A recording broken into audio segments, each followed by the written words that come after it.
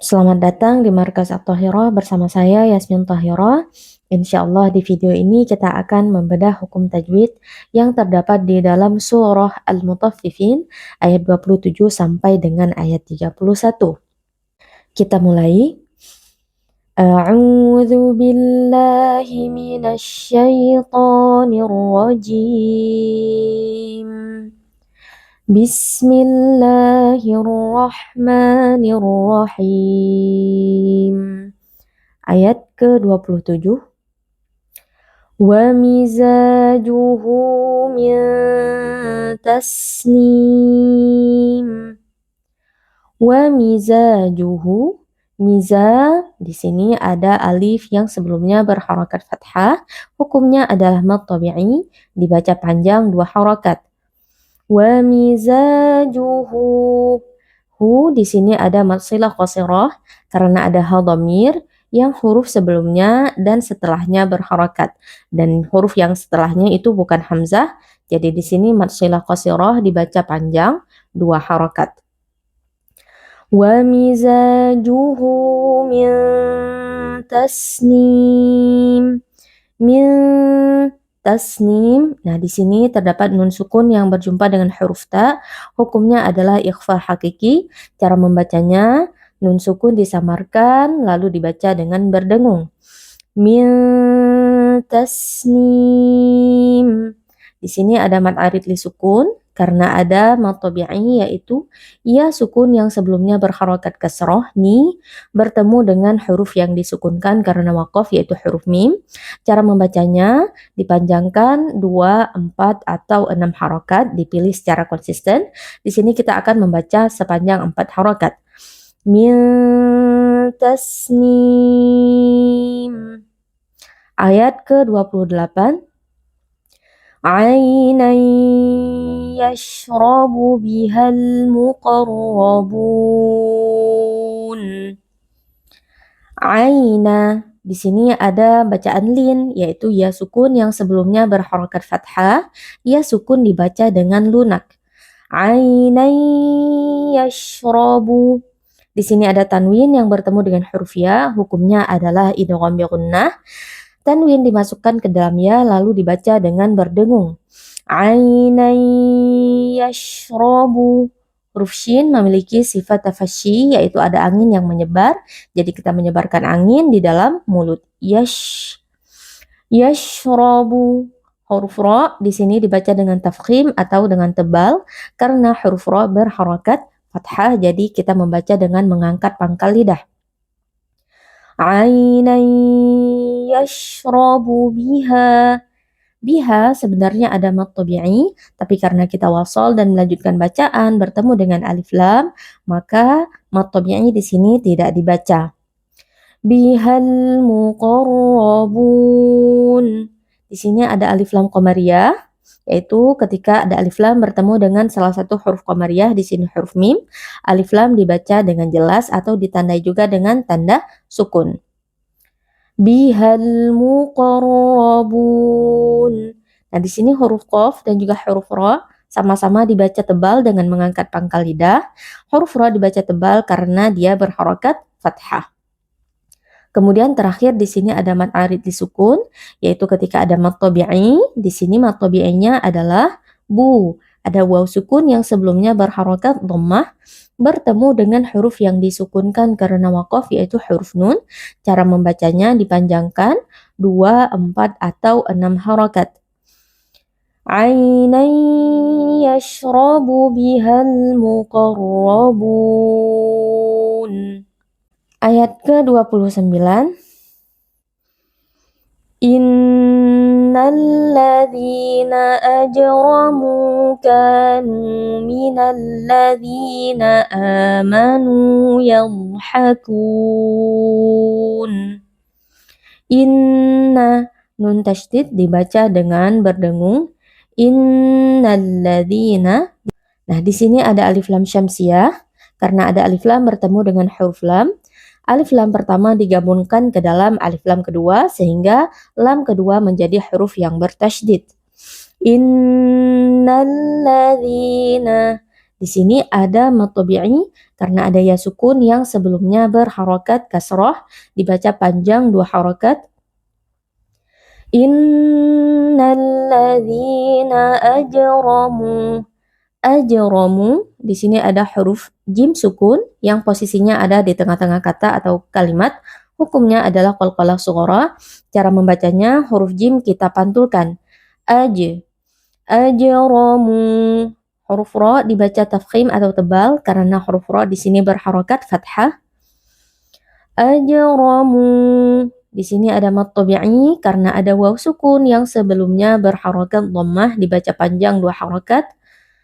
Ajramu kanu. Ka dibaca panjang 2 harokat karena ada alif yang sebelumnya berharokat fathah, hukumnya adalah mad tabi'i. Begitu juga dengan nu, di sini ada waw sukun yang sebelumnya berharokat dhammah, hukumnya juga mad tabi'i, dibaca panjang 2 harokat. Kanu minalladzina. Di sini alladzina ada alif lam asyamsiyah karena ada huruf lam bertemu dengan huruf lam. Huruf lam dileburkan ke dalam huruf lam kedua sehingga huruf lam menjadi huruf bertasydid. Minalladzina. Di sini ada mad tabi'i karena ada ya sukun yang sebelumnya berharokat kasroh, dibaca panjang 2 harokat. Minalladzina amanu. Di sini ada mad badal karena terdapat hamzah yang bertemu dengan alif, dibaca panjang 2 harokat. Amanu. Di sini ada mad tabi'i karena ada waw sukun yang sebelumnya berharokat dhammah, dibaca panjang 2 harokat. Amanu yadhhakun. Huruf dhad memiliki sifat rokhawah, yaitu suara yang mengalir ketika kita membacanya dalam kondisi sukun, jadi tidak boleh diputuskan atau dipantulkan. Tidak boleh dibaca yadhhakun atau yadhhakun. Yadhhakun. Nah, di sini ada mad arid disukun karena ada mad tabi'i yaitu ku, ada waw sukun yang sebelumnya berharokat dhammah bertemu dengan huruf yang disukunkan karena waqaf yaitu huruf nun, dibaca panjang 2, 4 atau 6 harokat. Ayat ke-30. Wa idza marru bihim yataghamazun. Wa idza, di sini ada mad tabi'i karena ada alif yang sebelumnya berharokat fathah, dibaca panjang 2 harokat. Maru, huruf ra di sini dibaca dengan tafkhim atau tebal karena huruf ra berharokat dhammah. Maru, di sini ada mad tabi'i karena ada waw sukun sebelumnya berharokat dhammah, dibaca panjang 2 harokat. Wa idza marru bihim yataghamazun. Di sini ada huruf mim yang bertemu dengan huruf ya, hukumnya adalah izhar syafawi. Cara membacanya mim sukun dibaca dengan jelas tanpa berdengung. Bihim yatagha. Nah, di sini ada mad tabi'i karena ada alif yang sebelumnya berharokat fathah, dibaca panjang 2 harokat. Huruf ghain juga huruf tafkhim, huruf tebal, jadi dibaca dengan mengangkat pangkal lidah. Yataghamazun. Nah, di sini ada mad arid disukun karena ada mad tabi'i yaitu zu, dan waw sukun yang sebelumnya berharokat dhammah bertemu dengan huruf yang disukunkan karena waqaf, dibaca panjang 2, 4 atau 6 harokat. Yataghamazun. Di sini kita baca 4 harokat. Ayat ke-31. Wa idza qalabu ila ahlihim qalabu fakihin. Wa idza, di sini sebenarnya ada mad tabi'i, tapi karena kita wasol dengan huruf yang sukun di depannya maka mad tabi'i tidak dibaca. Wa idza qalabu, di sini ada nun sukun bertemu dengan huruf qaf, hukumnya adalah ikhfa hakiki. Cara membacanya nun sukun disamarkan lalu dibaca dengan berdengung. Kemudian perlu diperhatikan karena di sini nun sukun bertemu dengan huruf yang tebal, maka ikhfanya dibaca dengan tebal. Wa idza qalabu ila. Nah, di sini ada mad jaiz munfasil, yaitu ketika ada mad tabi'i. Di sini mad tabi'inya adalah waw sukun yang sebelumnya berharokat dhammah bu, bertemu dengan hamzah di dalam dua kata, yaitu pada kata ila. Maka di sini mad jaiz munfasil kita baca panjang 4 atau 5 harokat. Wa idan qalabu ila ahlihim. Nah, di sini juga ada mad jaiz munfasil karena ada mad tabi'i yaitu alif maksurah yang sebelumnya berharokat fathah bertemu dengan hamzah di dalam dua kata berbeda yaitu pada kata ahlihim. Mad jaiz munfasil dibaca panjang 4 atau 5 harokat. Ila ahlihim qalabu. Di sini ada nun sukun yang bertemu dengan huruf qaf. Hukumnya adalah ikhfa hakiki. Cara membacanya nun sukun disamarkan lalu dibaca dengan berdengung lalu ditebalkan karena huruf yang di depannya adalah huruf tebal.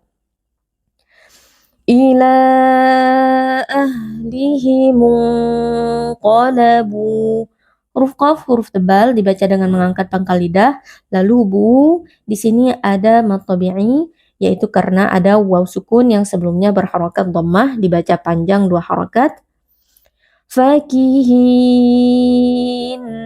Nah, terakhir di sini ada mad arid li sukun karena ada mad tabi'i yaitu ya sukun yang sebelumnya berharokat kasrah bertemu dengan huruf yang disukunkan karena waqaf yaitu huruf nun. Cara membacanya dipanjangkan 2, 4 atau 6 harokat. Kita ulangi sekali lagi. Bismillahirrahmanirrahim. Wa mizajuhu min tasnim. Ainan yashrabu bihal muqarrabun. Innal ladzina ajramu kanu minal ladzina amanu yadhhakun. Wa idza marru bihim yataghamazun. Wa idza qalabu ila ahlihim qalabu fakihin.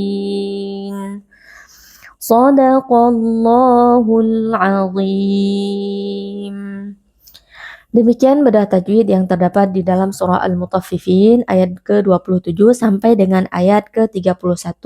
Semoga video ini bermanfaat. Wassalamualaikum warahmatullahi wabarakatuh.